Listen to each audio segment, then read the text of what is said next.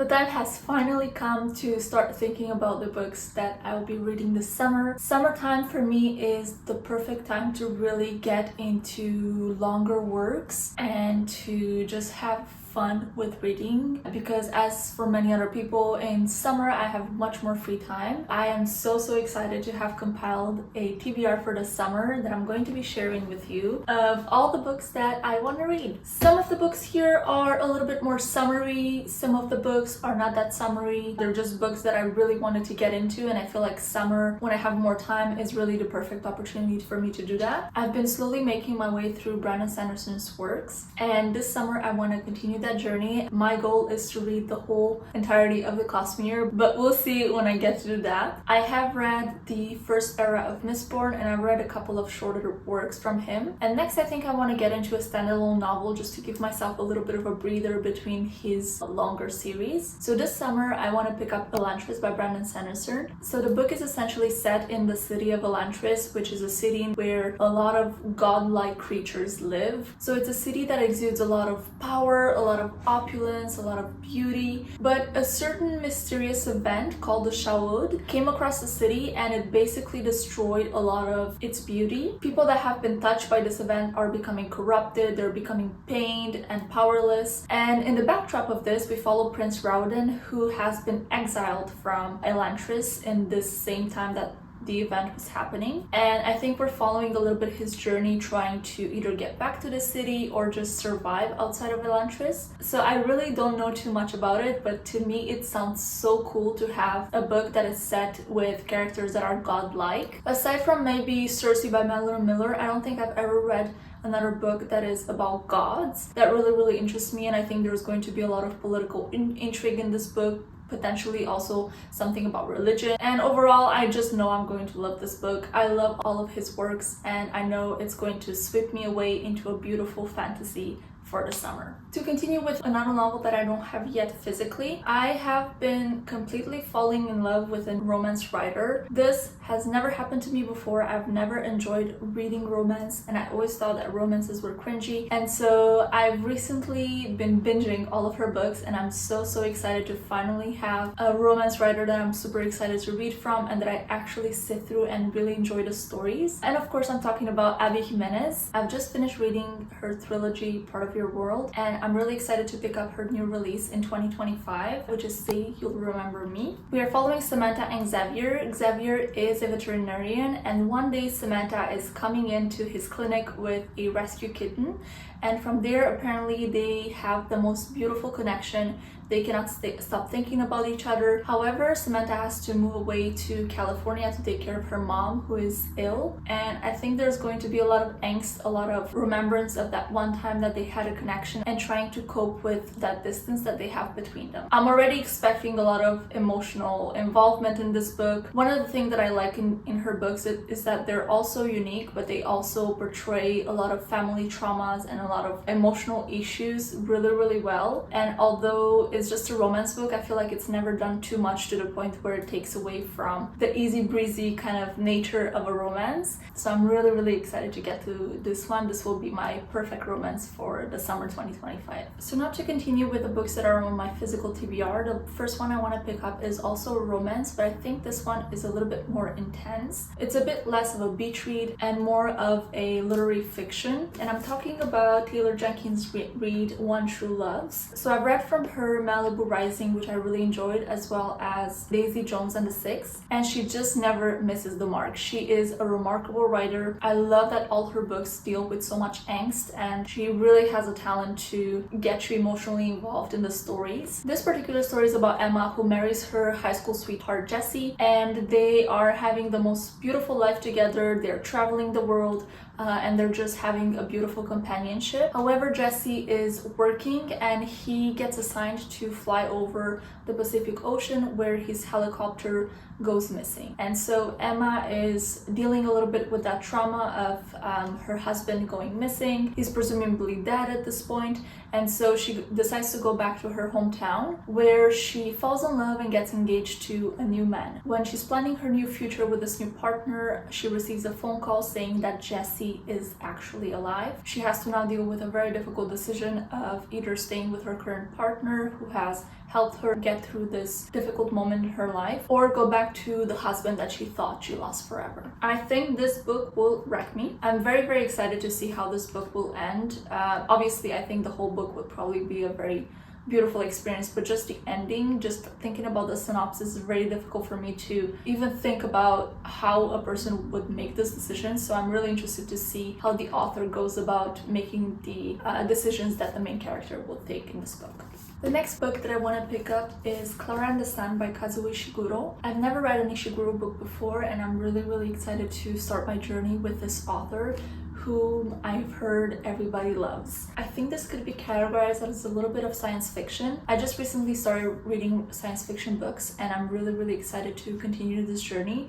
And I think this could be the perfect blend of that and a little bit of literary fiction as well. So in this book, we are set in a futuristic society where people don't have a lot of social interactions anymore. A lot of the things that they need to get done can be done in isolation, including children's education. Because of that, there's a little bit of an epidemic of loneliness from my understanding, and humans create artificial friends, essentially to be provided to humans so that they don't feel as lonely anymore. In this particular book, we are following Josie, who is a teenager living in a remote area, and they suffer with a mysterious illness. And this teenager is given Klara, who is the artificial friend, to help them navigate a little bit their loneliness as well as their illness. And Klara becomes really, really involved in the treatment for Josie to help them. I think this is going to be a book that will give me a lot to think about, and it's going to be really interesting because we are at a really unique time in history where,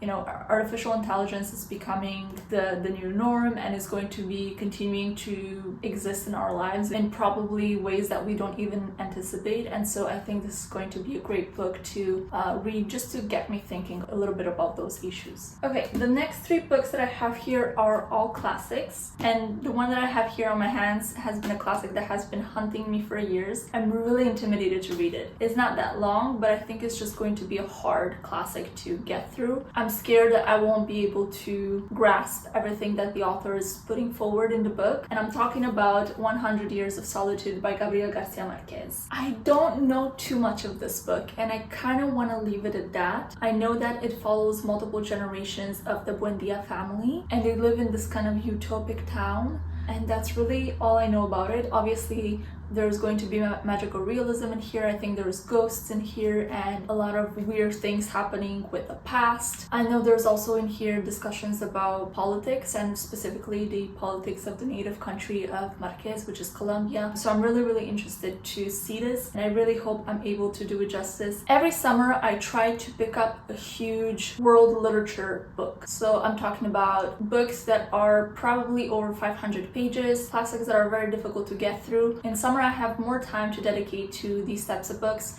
and so I really have like 3 months to chunk out the whole book and to have more chances of actually getting through it. So I'm talking about, you know, War and Peace, Anna Karenina, The Count of Monte Cristo, so really huge books. And for this summer, I want to pick up a book that I've started a couple summers ago and I put it down, and I'm gonna do it this summer. I'm gonna read it, and that is The Brothers Karamazov by Fyodor Dostoevsky. I have read from Dostoevsky Crime and Punishment. It's one of my favorite works of all time, and as you can see, I've already started a little bit annotating from last time, but I'm going to restart it from scratch and really give it my all. I'm super excited about this book. I think it's going to change my whole worldview, and I think I'm gonna learn so many things from this. So the novel centers around the Karamazov family, and within this family we have 3 siblings that we follow, and all of those 3 siblings are different from one another. We have Dmitry, who is very impulsive and very passionate, Ivan, who is very intellectual. He spends a lot of time thinking about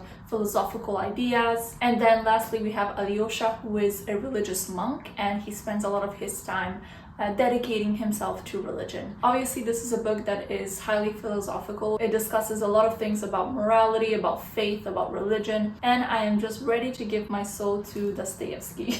I think there's also a murder in this book, a little bit of a murder mystery similar to Crime and Punishment. I do not like to read murder mysteries at all. What I like about Dostoevsky's books is that although at least his bigger novels really focus on murders or around murders, the murder itself is never the thing that we really care about. It's really, I think, just used as a tool to explore so many different other topics that Dostoevsky is able to explore with this context of having a murder. I'm not sure if this is the case in this book, but that was definitely the case in Crime and Punishment, and I have a feeling it's going to be very similar in here, so I really don't have an issue with reading a sort of murder mystery. I am so excited. I think what I'm going to do is I'm going to split it up into July and August because I'll be gone for the month of June and I'm not going to bring this break with me on vacation, and hopefully if I have energy for it, I will do a whole vlog dedicated to it.